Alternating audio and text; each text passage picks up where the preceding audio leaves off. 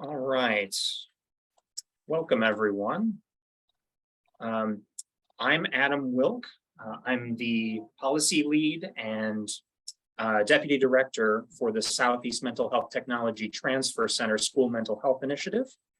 We are all very excited to have you here today for our second session on supporting autistic students in the classroom and other mental health challenges. Your questions answered. We encourage you to introduce yourself in the chat box with your name, title, and location. If you have any audio or technical issues during the session, the chat box is open for you to communicate with our team so we may assist you. Also, if you have any resources you'd like to share with others or any questions for our presenter, please do feel free to use the chat box for those as well. Now, before we get into the session, we have a quick disclaimer. The views, opinions, and content expressed in this presentation do not necessarily reflect the views, opinions, or policies of the Center for Mental Health Services, the Substance Abuse and Mental Health Services Administration, or the U.S. Department of Health and Human Services. So today's session is brought to you by the Southeast Mental Health Technology Transfer Center, or SEMHTTC for short, School Mental Health Initiative. We are located in Atlanta, Georgia, at the Emory University Rollins School of Public Health. We're proud to serve the 8 states in HHS Region 4 that you see pictured here. Our center includes faculty and staff with expertise in public health programs, finance, policy, and health systems, which provides us with a unique lens through which we can address mental health priorities in our region. The goal of our center is to accelerate the adoption of evidence-based mental health programs and practices by providing training and technical assistance to Region 4. I'm now very happy to introduce our speaker today, Dr. Catherine Picard. She received her doctorate in clinical psychology from Michigan State University and completed a 2-year postdoctoral fellowship at JFK Partners at the University of Colorado School of Medicine. Her primary research interest is in the translation of evidence-based treatments into community systems that are naturally positioned to serve children with autism spectrum disorders and developmental delays.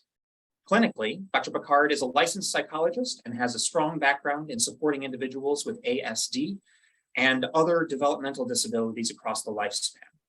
She holds specific expertise in parent-mediated intervention for young children, as well as cognitive behavioral therapy, CBT, for youth with ASD and co-occurring anxiety. So I'm now going to hand it over to Dr. Picard.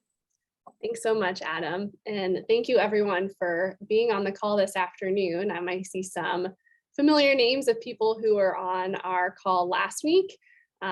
So thanks. We're really looking forward to this learning session today.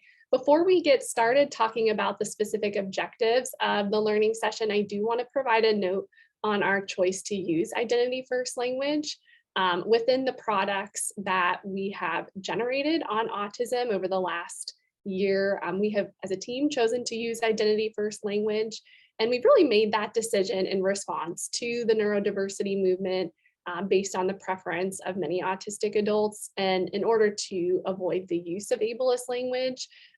With that said, we recognize that this is not the preference of every individual or family, and that many people continue to use person-first language.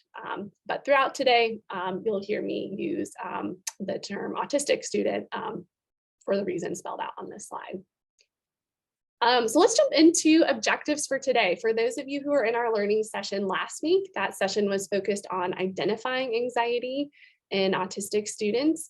And a lot of the conversation that we had naturally was, okay, well, you've identified anxiety, you suspect it might be present. Now what? What does that mean? And so that is really what this learning session is about.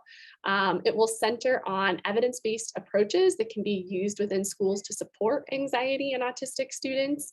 And by the end of the learning session, we're really hoping that participants are able to describe evidence-based approaches to support anxiety in autistic students, understand different ways that mental health programming can be delivered to autistic students in schools, and identify strategies that may support an autistic student with anxiety as described within a case example.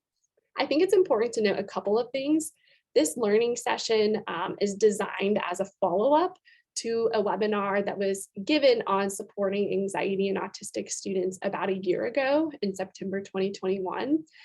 So we will provide an overview of specific strategies that we know are evidence-based that can be utilized in schools.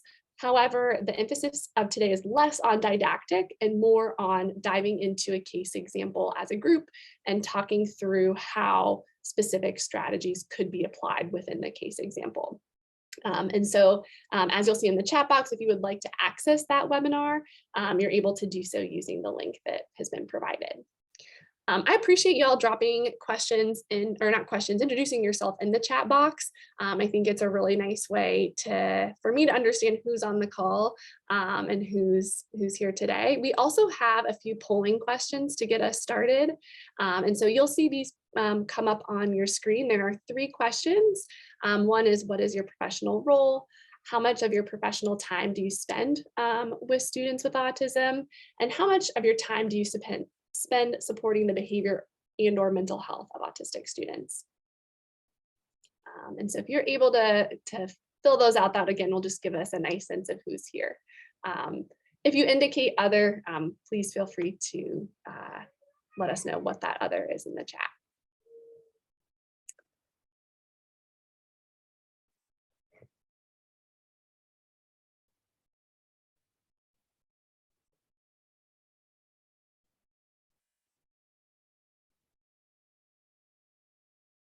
Awesome. We'll give people maybe 10 more seconds, and then I'll just share this back out so y'all can see as well. Oops.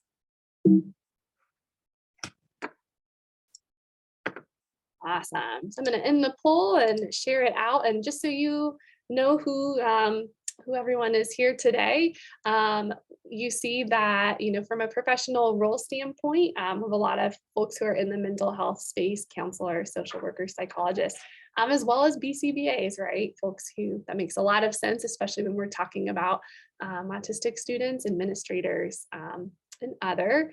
And when we think about how much time do you support working with autistic students, most of you are saying half of your time or less. And same when we think about kind of the amount of time that you spend supporting the mental health or behavioral health of autistic students. So appreciate you filling out that poll. All right. Whoops. All right, so let's get started.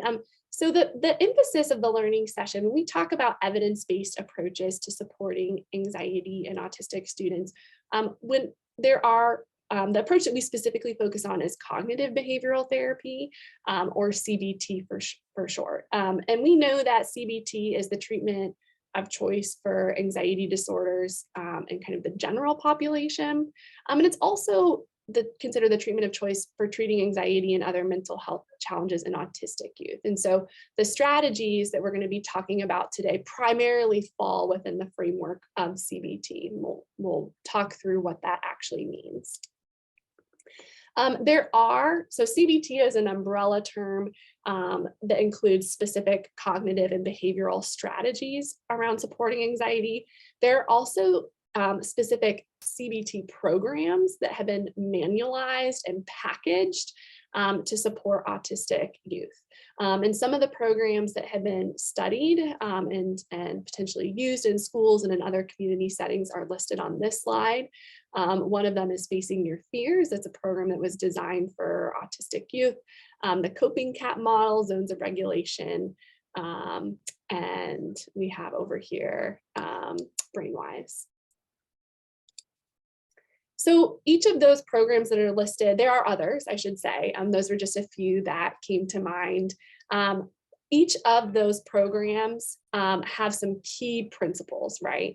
And that is that they really talk about anxiety in a cognitive behavioral lens. And this slide breaks that down. So last week, when we talked about identifying anxiety in autistic students, we talked about kind of core symptom areas of anxiety: physiological symptoms, cognitive symptoms, and behavioral symptoms.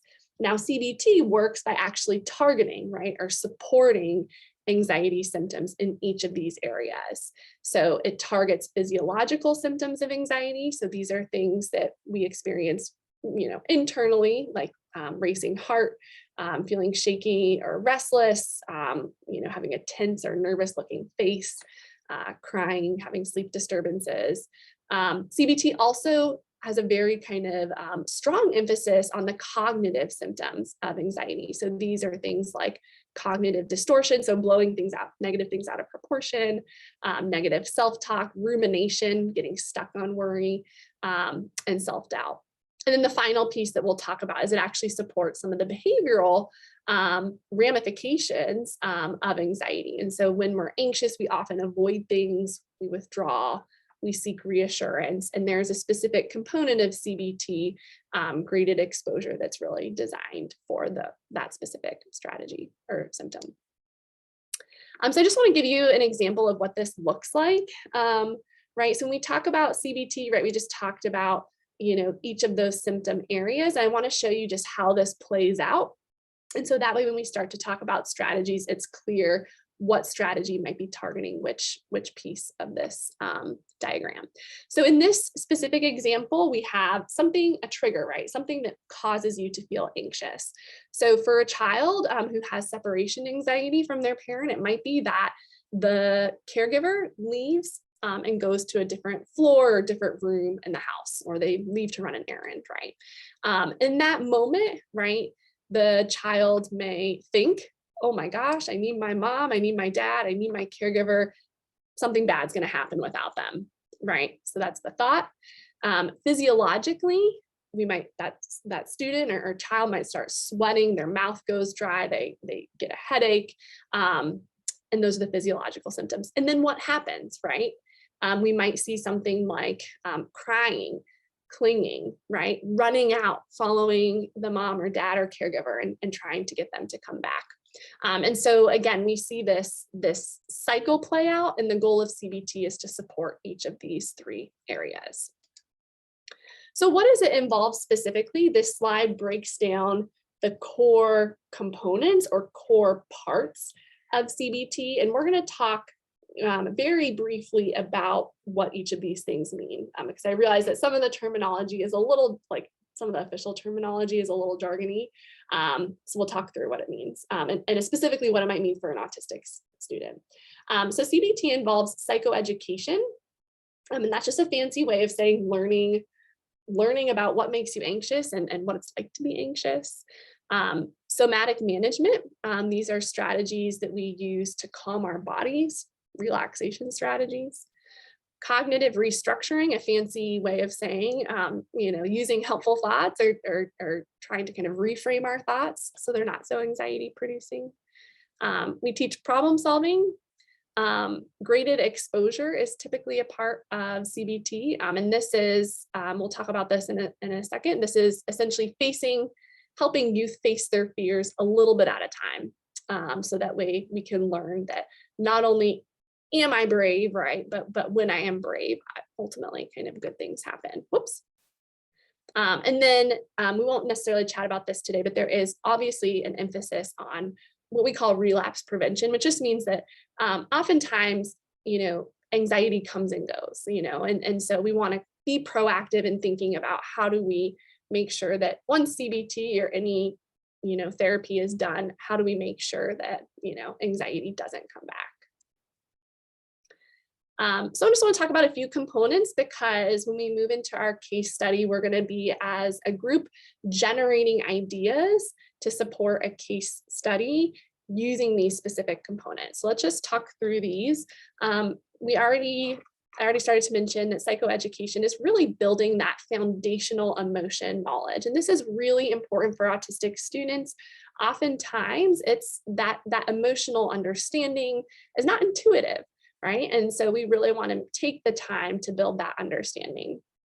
And so this involves identifying emotions, right? So identifying, like, what even is an emotion? Anxiety is one, but we also experience a range of emotions like sadness, happiness. So we want to make sure that piece is there. We're going to help students identify the situations that cause them to feel those emotions. And for many kids, I should say, this is not an easy thing to do. If you ask a 10-year-old or an 8-year-old, what makes you anxious, right? That's a hard question. Even as an adult, that's a hard question.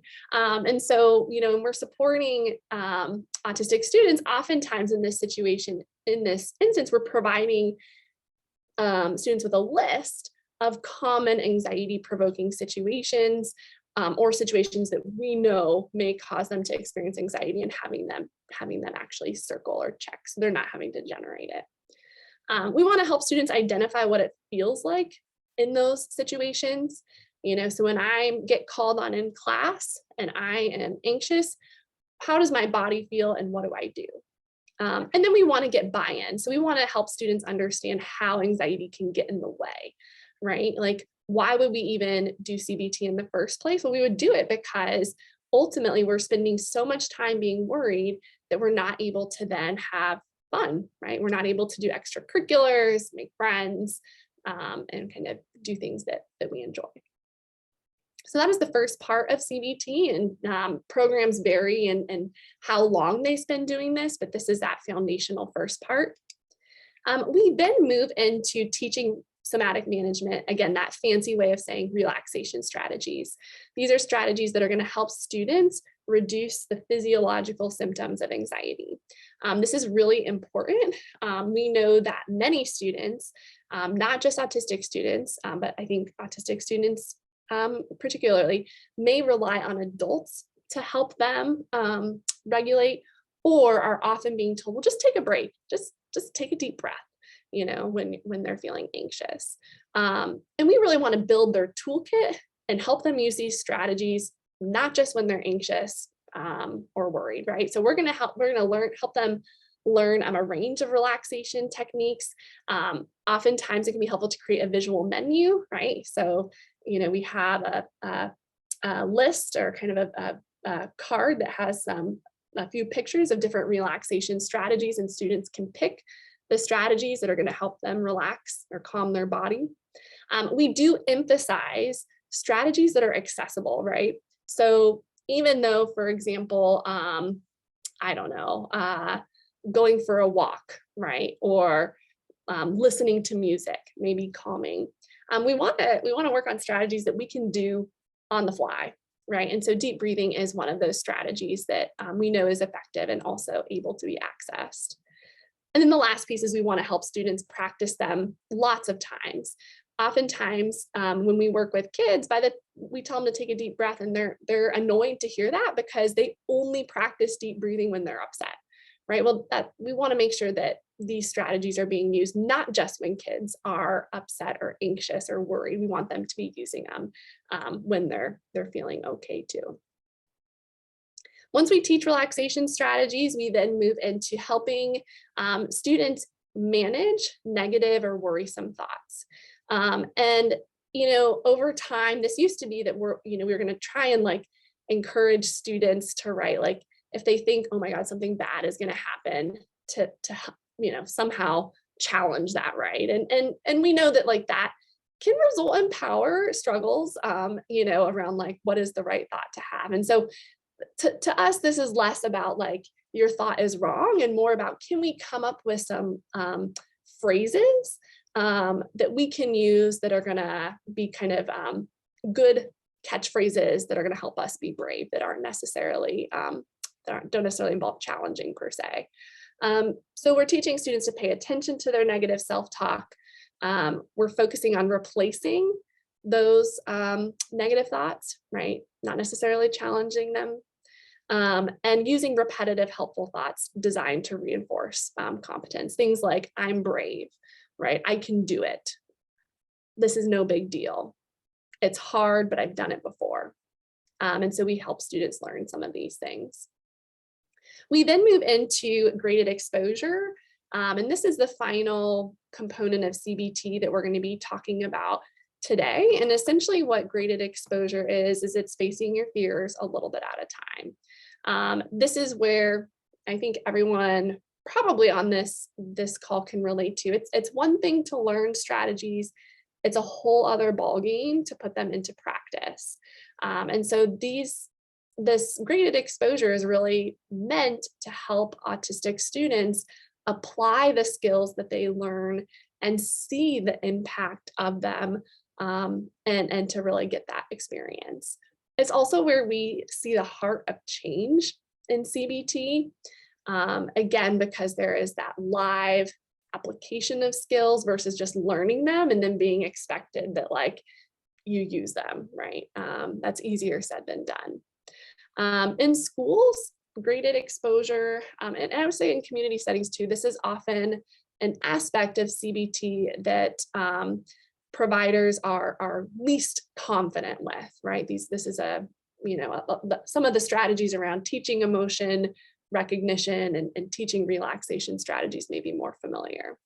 But the important thing to know is that when we get to graded exposure, we are working with autistic students to come up with situations, starting off with ones that really aren't too anxiety provoking, all the way up to situations that are more anxiety provoking. And we're helping them to kind of create a hierarchy, if you will, and to work through that hierarchy with them, where we're going to practice calming our body, we're going to practice using our helpful thoughts, and then we're going to practice being brave and ultimately seeing the reward of being brave, which is that, we're able to have more fun or do things that we weren't able to do before, or just feel good and brave.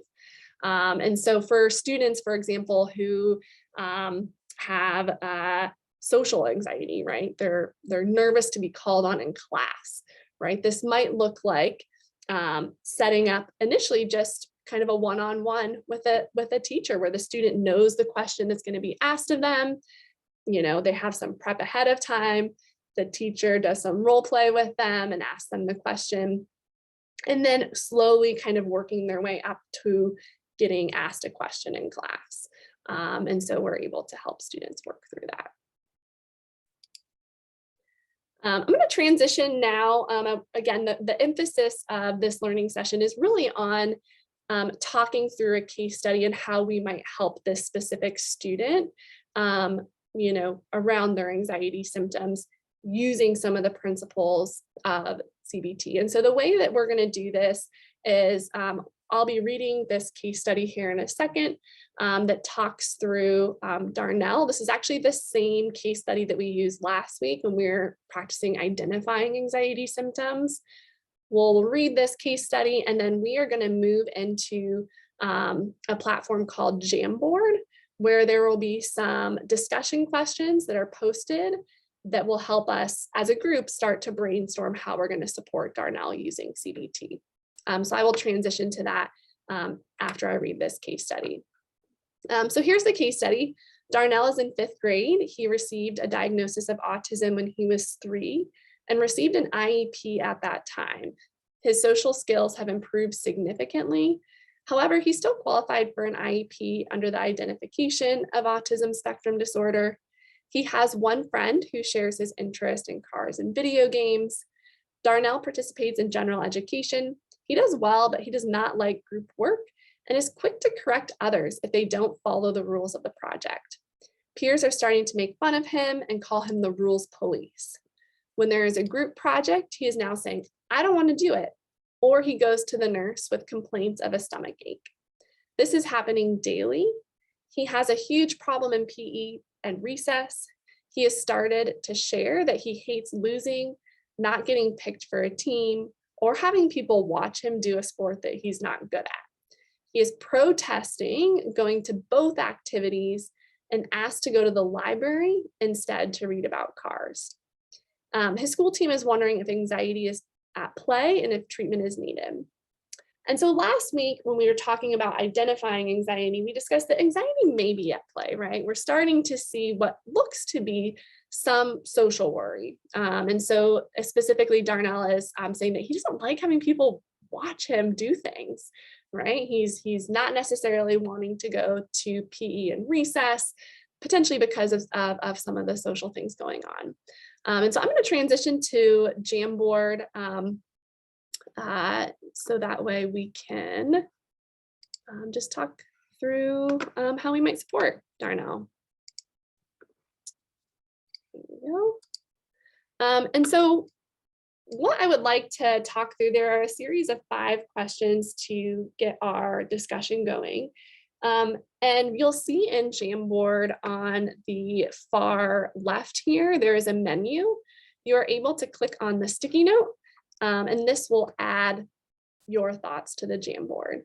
And so if you're able to use that feature, that would be awesome. You are also able to, like last week when we did this activity, there were some people who are still using the chat feature in Zoom, and that is totally fine too. We will be, though, copying and pasting anything that comes into the chat into a sticky note. So this will just allow us to get a sense of what people are thinking. So first, let's just talk about helping Darnell identify his anxiety symptoms, right? So this is the first step of CBT. We got to help him know what makes him feel anxious, and like how his body feels. So what strategies would you use to support Darnell and learning to identify his anxious symptoms? What might you do?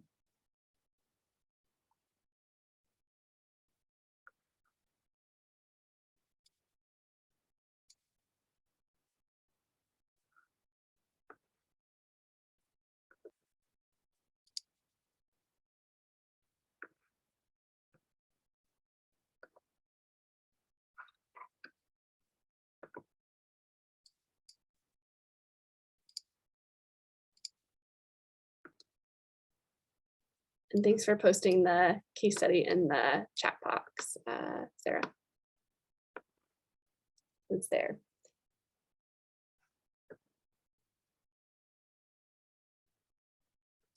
So that first piece is just helping him to identify anxiety. And he's potentially he's complaining about stomach aches, going to the nurse's office. What are some things that you might work with him?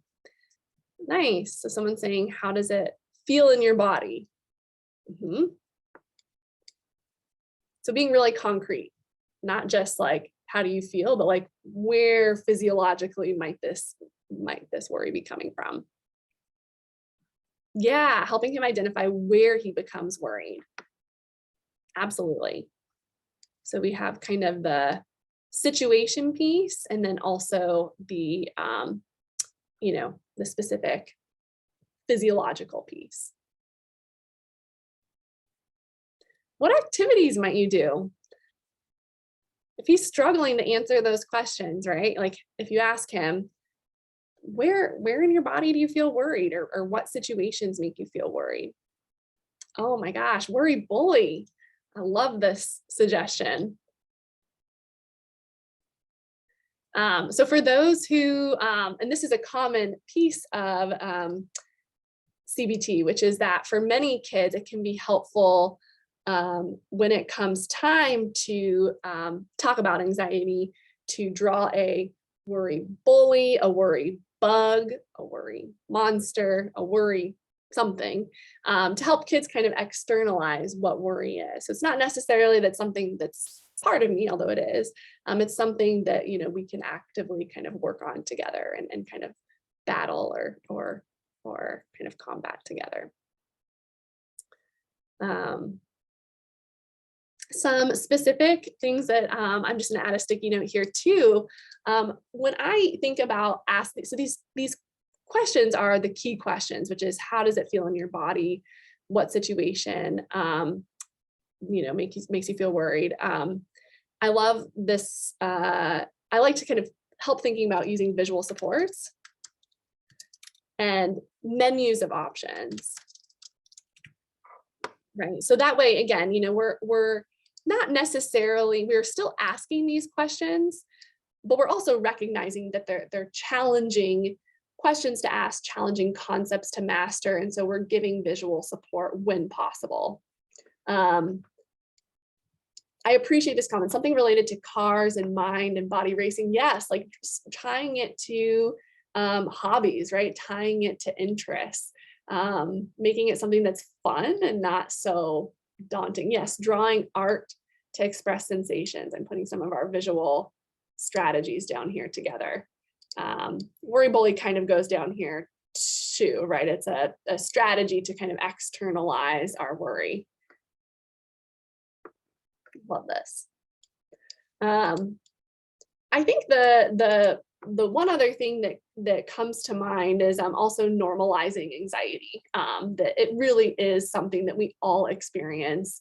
And so it's not whether or not we experience it, it's kind of in what situations we do. Examples of the kinds of anxious thoughts that they may be experiencing. Yes, I love this. I'm gonna probably copy this for one of our upcoming questions. When in doubt, we want to give options so that we're not having to generate these things from scratch, because that's hard to do.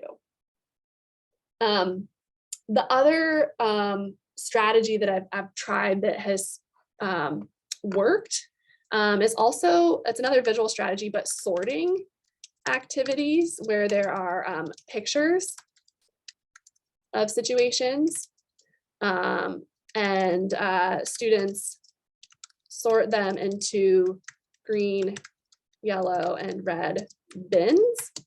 When it's hard to kind of, again, give that visual cue and trying to help them see that there are some situations, right, going to, potentially like having a snack that make me just feel green and good. So again, giving them some cues versus situations that make me feel anxious.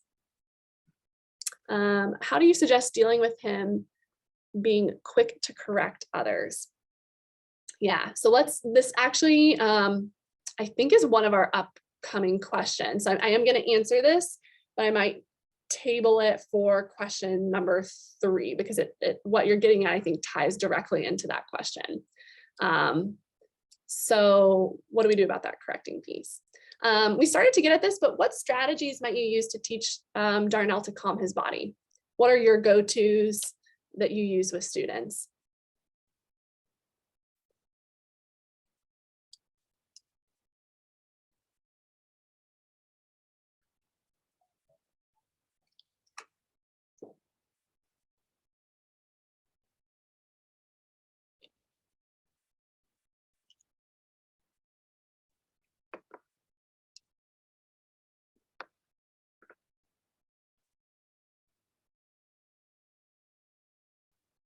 Naming in the objects in the room.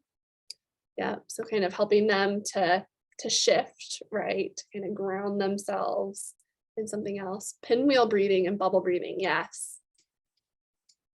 I like that. And essentially the pinwheel and the bubbles kind of are a teaching method for how to take a deep breath, right? Because if you go, right, your bubbles aren't gonna be, right, as big as if you do nice and slow. Fidgets and stemming, right, yes. So what are some of those activities, that sensory-based activities, that naturally kind of help students to feel calm? Grounding activities, yes. I love that. I'm just going to show quickly, the reason I had turned is I have a board that has, this is a visual choice card. I know we had talked a little bit about that. And on it, right, we have, it says choose one. And then over here, it says to calm my body. And we have, this was a ball that we use to support deep breathing. We have music, going for a walk, getting a drink of water. But sometimes when we're practicing these things, again, that visual support can be really useful. I am gonna, this section feels kind of like the most, in some ways, the more manageable one. Let's see, I just want to make sure I read this. Audio, like white noise, removing audio. Yep, noise canceling headphones, a gel timer. I love it. These are all great. I think really, really kind of using some of those sensory supports to help autistic students regulate is key. Now the trick, right, is that, right, some of these activities are more or less accessible, right? So when you're, for example, out running an errand with your caregiver, or in the middle of a school assembly, I don't know, some of these things may or may not be accessible. And so, oftentimes when we're working on these things, we're talking about, okay, let's pick some of the things that really feel good, and let's pick at least one that we know we can access relatively quickly. Yeah, taking a break is a really important one. All right, I just want to make sure I can get to the next question. I I'm going to move, I'm not sure why these came up again, but we'll move those. So let's talk about this. So very similar question, but what about helping him to use more helpful thoughts? So he's basically saying like, I don't want to go to recess. I don't want to go to PE. What are some mantras or phrases that you would want him to have in his back pocket that he could use to kind of help make it feel more manageable to be in some of these situations?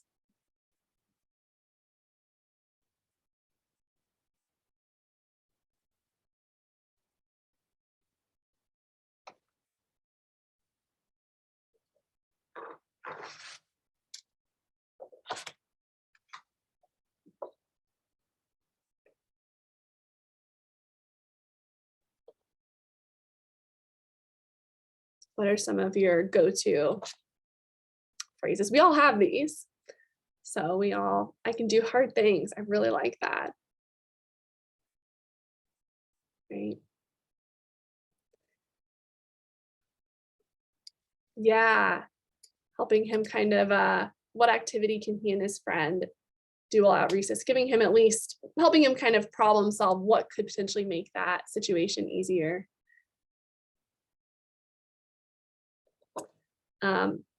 Some of my, again, just show, this is a similar visual choice card around mantras or phrases. So I think someone on the first slide had actually suggested, or the first question had actually suggested coming up with some of these phrases for the student to choose. And I totally agree. And you can ask them what some of their favorite strategies are or favorite phrases are. You can ask them to pick them. Once they've picked them, right, you can help them use a card like this where the phrases on here say, I can handle this. Being brave can be fun too. I've done this. I've done it before, so I can do it again. And it's no big deal. I belong here. I love that. We want to be careful, right? Because some of the phrases, like it's no big deal, like it may actually be a big deal. So I like phrases that are more neutral around like, I can handle this. I've done it before. And really first then phrases, yep, first I'm going to do recess and then I'm going to get to take a break, right? I love that. Whether I win or lose, I can always try my best. These are awesome.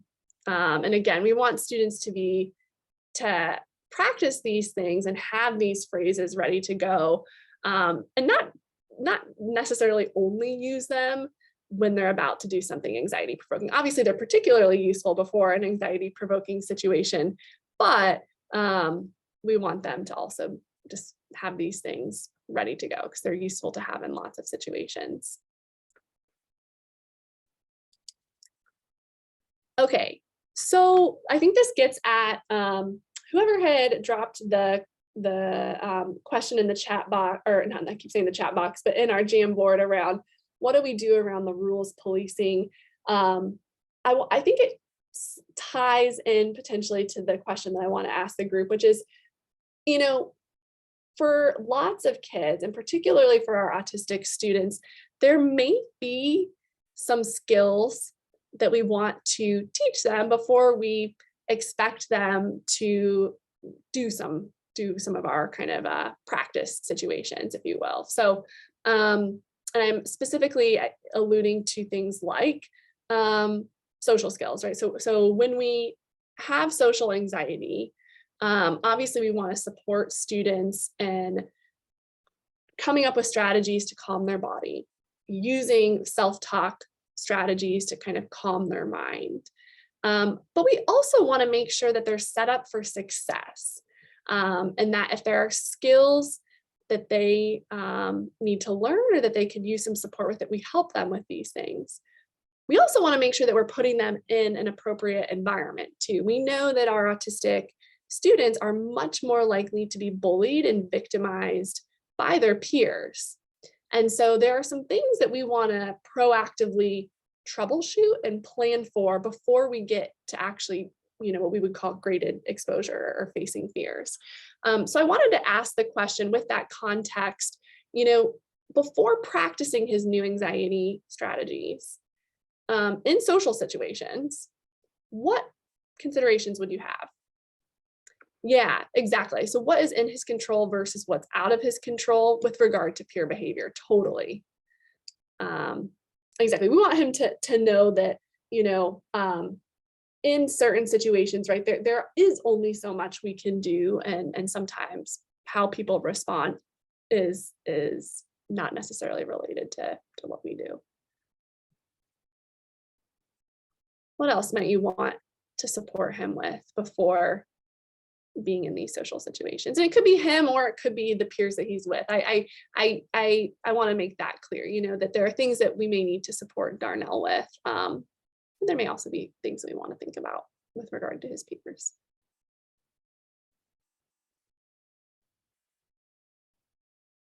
If we're going to have him practice, you know, being with peers in recess or in PE, what might we want him to know how to do if he doesn't already?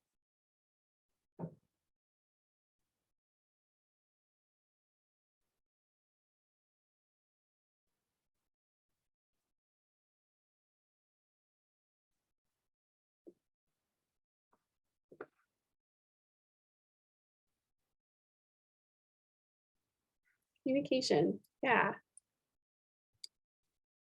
absolutely. I'm going to put this here.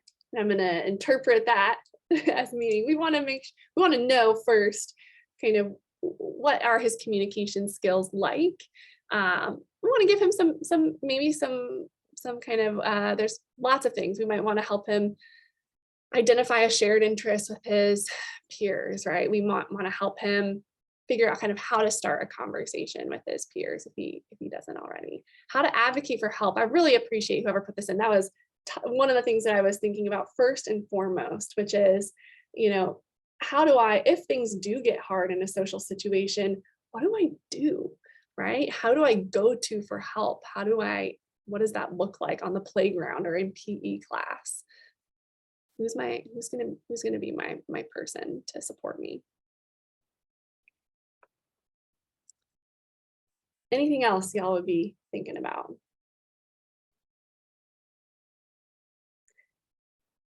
To me, these are the most important things. Again, I can't emphasize enough that if we expect him to go practice whatever it might be, saying hi to a friend, playing with someone at recess, being in a group activity in PE, our job is to obviously support the student in having anxiety strategies, but also troubleshooting around how we can set them up for success. And so, you know, when I think of CBT for autistic students, I think about always, you know, the strategies that we're talking about, and also, you know, skill building potentially in other areas that's going to set the student up for success.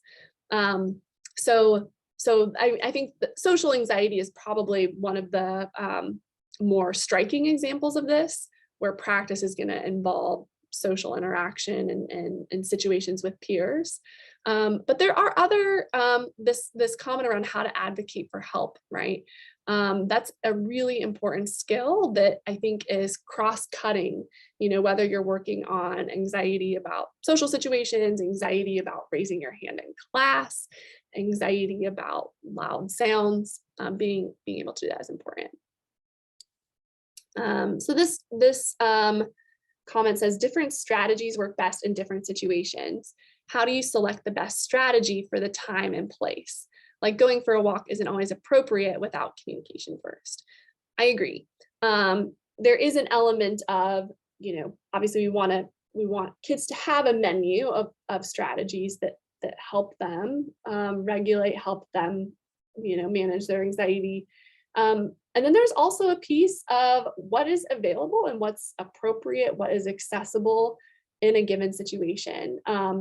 And part of that, you know, that section of CBT where you're working with students on that is also figuring out, okay, well, what strategies do work in these different situations? When communication is hard, having a visual menu that has activities on it that are appropriate, right? We don't want to have, you know, getting a snack as a, you know, as a strategy when that's actually not appropriate for the situation. So I agree about really being thoughtful about that. All right.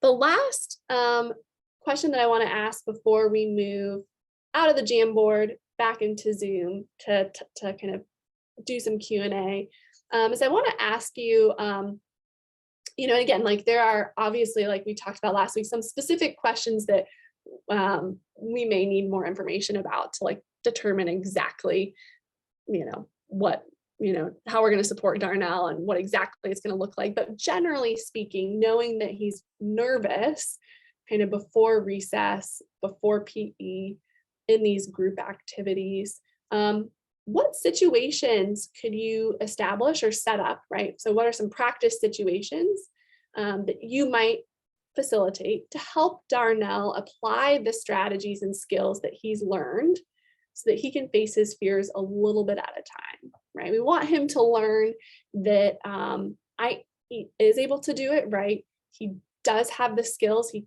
can handle these situations, but we don't want to overwhelm him, right? That's never our job. No one wants to be in situations that cause them to feel totally overwhelmed. So we want to do this thoughtfully.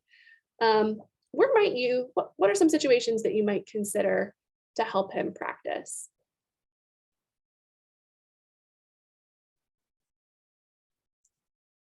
Yeah, using figurines with social scenarios. That's awesome. I love it. So like as a first step, like we're not even gonna have, like this is not even you, right? We're just gonna use figurines. We're gonna watch someone else do the situation. I love that. So it doesn't actually involve him initially. All right, partner work and games with his friends to practice navigating minor conflicts in competitive situations. There are two things that I love about this. One is that it's a small number of people, right? It's just one person, and it's a person that's a friend, right? So this is a great way to get started, which is let's practice in a very low stakes situation with a familiar person. That's awesome. What are some other situations? These could be ones that you're considering down the road, you know, as he kind of gets through some of these activities and is starting to feel more confident. What are some other situations that you might consider setting up for him?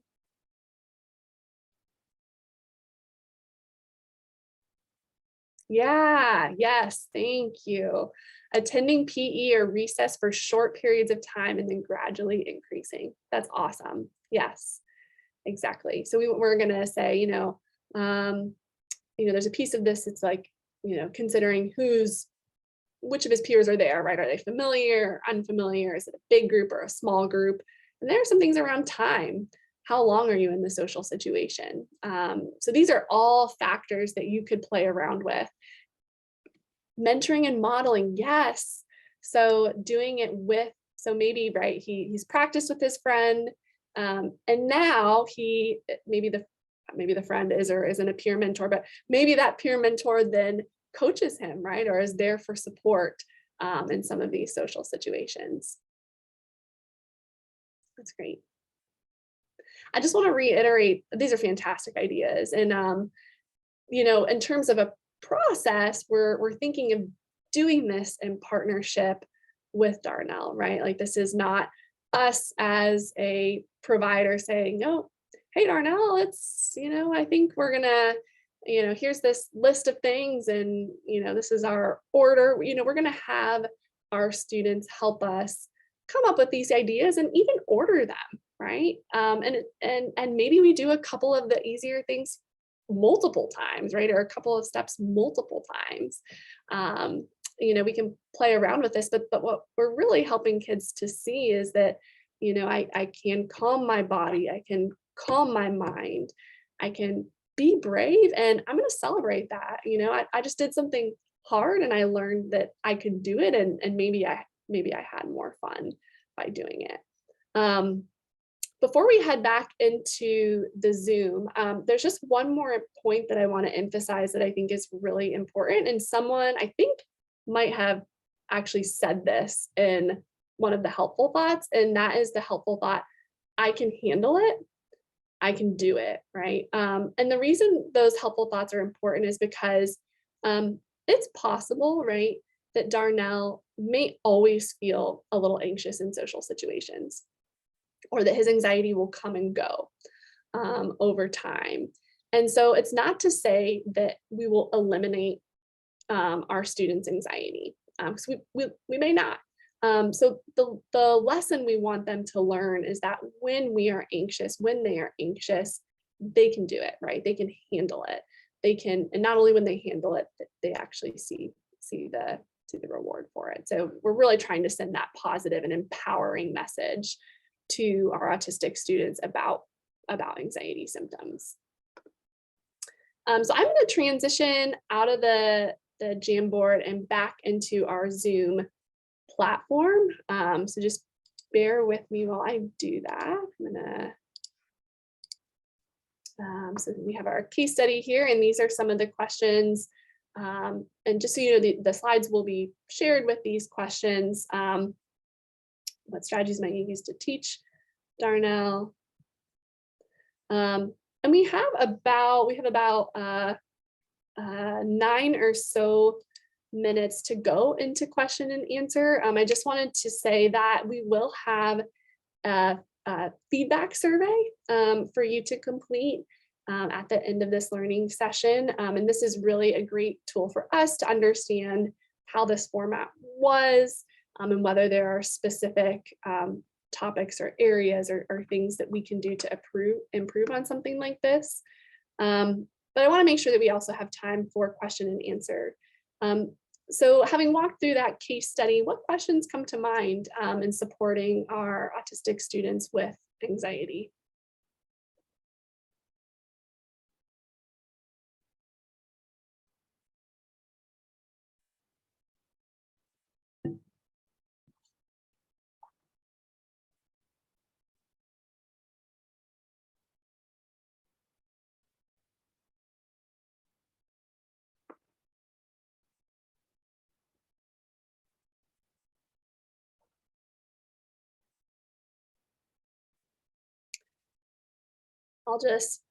Okay, I see questions coming in.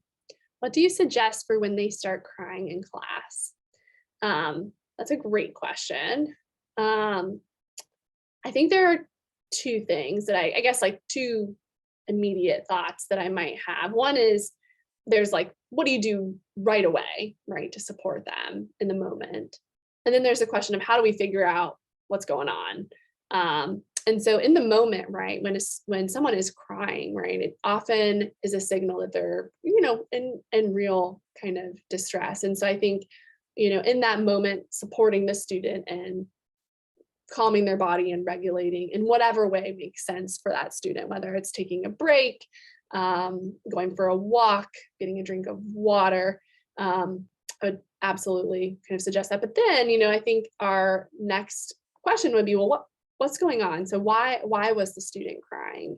And really trying to do some troubleshooting around that. And if the student is able to articulate that, great, but they might not be able to.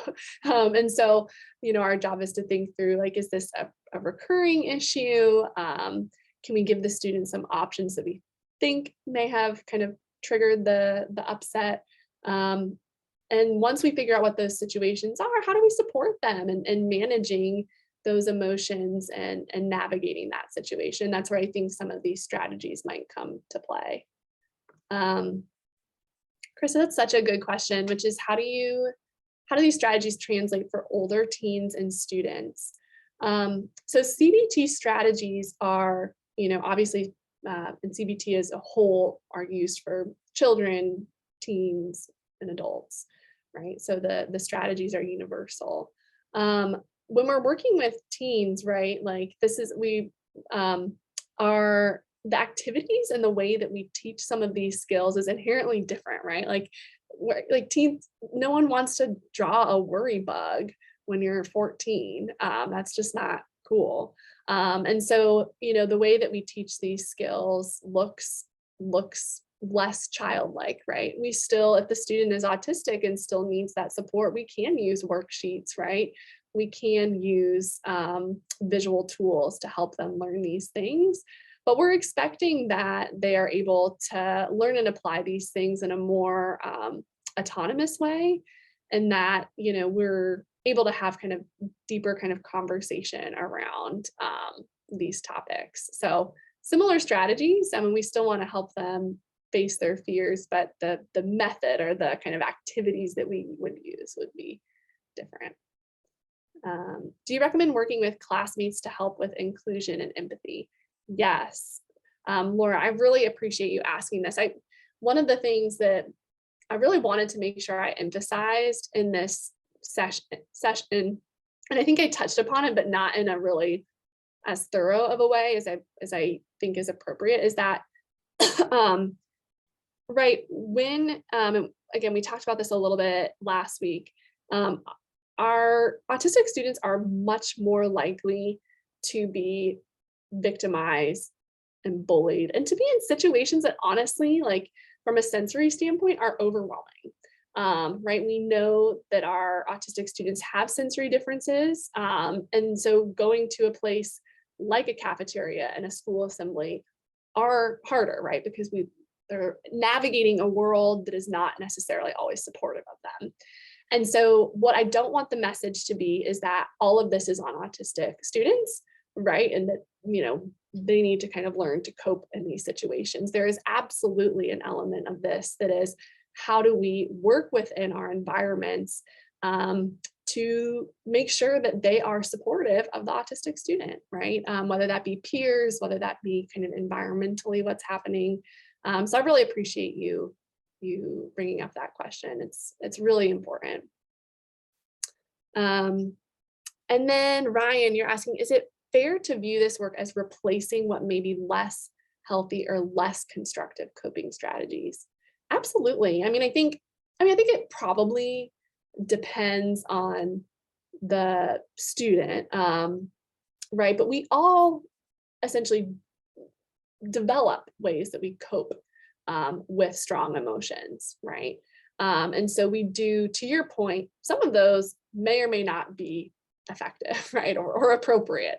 And so we do want to make sure that the strategies that are being used are strategies that are accessible, that are useful, that are not destructive to the environment or to other people. So there absolutely is an element of making sure that there may be an element of kind of replacement, right? Or kind of thought given to how can we do this in a more appropriate way.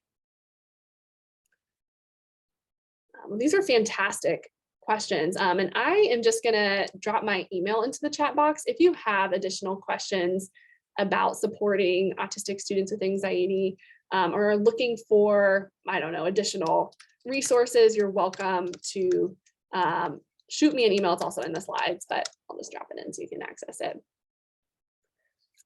Some resources that I think are good, like go-tos, are listed on this slide. There are some that are specific to autistic students and mental health. So those are here. And again, you're welcome to email with additional questions. Before we wrap up today, Sarah dropped the feedback survey in the chat box. We just ask again that you take the time to complete that. That is extremely useful for us to make sure that our products and what we're developing is useful to the Southeast SEMHTTC. And then finally, before we wrap up, in addition to that feedback survey, if you are able to in the chat, let us know, what are mental health topics that you would like more information on, specifically for autistic students. And for the topics you identify, how would you want that information presented? This is a learning session, so it was a follow-up to a webinar really with the intention of doing a deeper dive into what strategies might look like for a given student. But we are very open to, giving information on a range of topics and in other formats. We just want to say thank you again, especially for the good dialogue in the Jamboard and for the suggestions that you all brought to the table to support that case study. Thank you so much.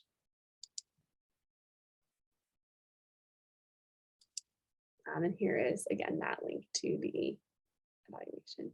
Yeah, like Dr. Picard mentioned, we do have a survey that we would greatly appreciate if you could complete. As part of receiving SAMHSA funding, we are required to submit data related to the quality of this event. We ask that you please take a moment to complete a brief survey about today's session. After you complete the survey, you'll be redirected to a second survey that includes additional training and information our center likes to collect to continue to improve the quality of our trainings and make sure we are addressing the needs of stakeholders in Region 4 through our programming. We greatly appreciate it if you take the opportunity to complete the second survey as well. And thank you all for attending today.